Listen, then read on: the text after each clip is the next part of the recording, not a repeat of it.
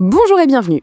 On a tous déjà entendu un mot anglais en boucle sans jamais vraiment oser l'utiliser, pas vrai?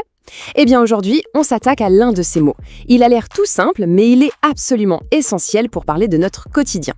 Allez, c'est parti, on va le maîtriser une bonne fois pour toutes. Pour commencer, petite question, qui nous concerne tous. Réfléchissons à l'instant à notre routine. Comment est-ce qu'on se rend au travail ou à l'école? C'est exactement de ça dont on va parler. Ok, alors on plonge dans le vif du sujet. Le mot du jour, c'est commute. C'est un mot que beaucoup de gens qui apprennent l'anglais ne connaissent pas, et pourtant il est hyper courant et super utile. Alors, un commute, qu'est-ce que c'est exactement? En fait, c'est tout simple. C'est le trajet régulier, celui de tous les jours, entre la maison et le travail, ou entre la maison et l'école. C'est en quelque sorte la navette quotidienne, aller et retour bien sûr. Et ce qui est vraiment génial avec commute, c'est qu'il est super polyvalent. On peut l'utiliser comme un nom pour parler du trajet en lui-même, par exemple « My commute is long », mais on peut aussi l'utiliser comme un verbe pour décrire l'action de faire ce trajet. « I commute by train ». C'est un vrai couteau suisse de la conversation. Bon, maintenant, passons à la pratique. Comment est-ce qu'on utilise ce mot pour démarrer une conversation? C'est une super façon de parler de la vie de tous les jours avec quelqu'un. Voilà la question de base. How long is your commute? C'est la manière la plus simple et la plus naturelle de demander à une personne combien de temps dure son trajet. C'est direct, efficace, une question parfaite pour une conversation de tous les jours, pour briser la glace. Et pour y répondre, un exemple tout simple. I have a 1-hour commute. Il faut bien remarquer la structure.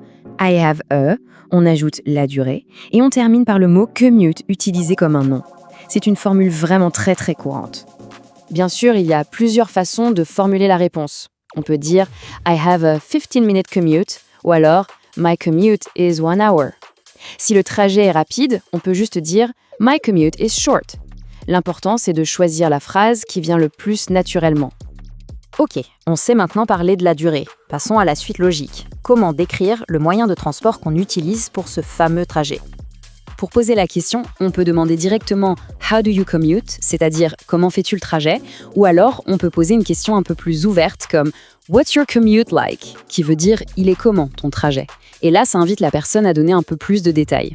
Et pour répondre, le mot magique à retenir, c'est la préposition « by ».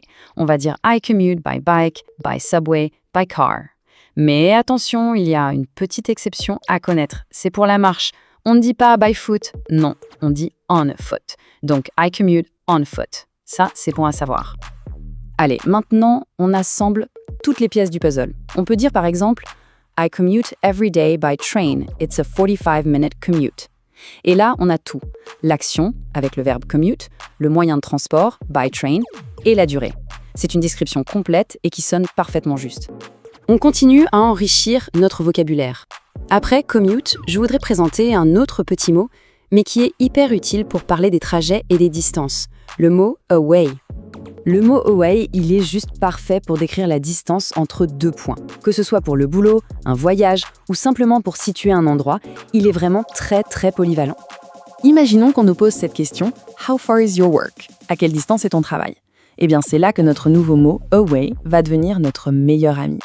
Et ce qui est vraiment top avec away, c'est sa flexibilité. On peut l'utiliser pour parler de la distance physique, vous savez, en kilomètres ou en miles, mais aussi de la distance en temps. On peut donc dire que son travail est à 5 km away ou à 10 minutes away. Les deux sont nickel. Regardons quelques exemples concrets, histoire de bien fixer les idées.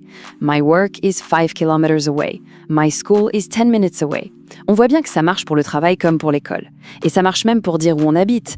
I live 2 hours away from Toronto, ce qui veut dire j'habite à 2 heures de Toronto. C'est vraiment un mot passe-partout. Et voilà, on arrive à la fin. C'est le moment de tout rassembler, de récapituler un peu tout ce qu'on a vu et de réaliser à quel point ces deux petits mots peuvent vraiment changer la donne dans une conversation. Donc le point clé à retenir, c'est que ces deux mots, commute et away, ce sont des outils vraiment puissants. Ils nous permettent de parler de notre quotidien de manière beaucoup plus précise, plus naturelle, bref, plus fluide en anglais. Et pour finir, je vous laisse avec une question pour réfléchir un peu. Ce trajet qu'on fait tous les jours, des fois sans même y penser, qu'est-ce qu'il dit vraiment de notre vie, de notre rythme, de notre journée? C'est une perspective assez intéressante, non? Merci d'avoir suivi cette explication et à très bientôt.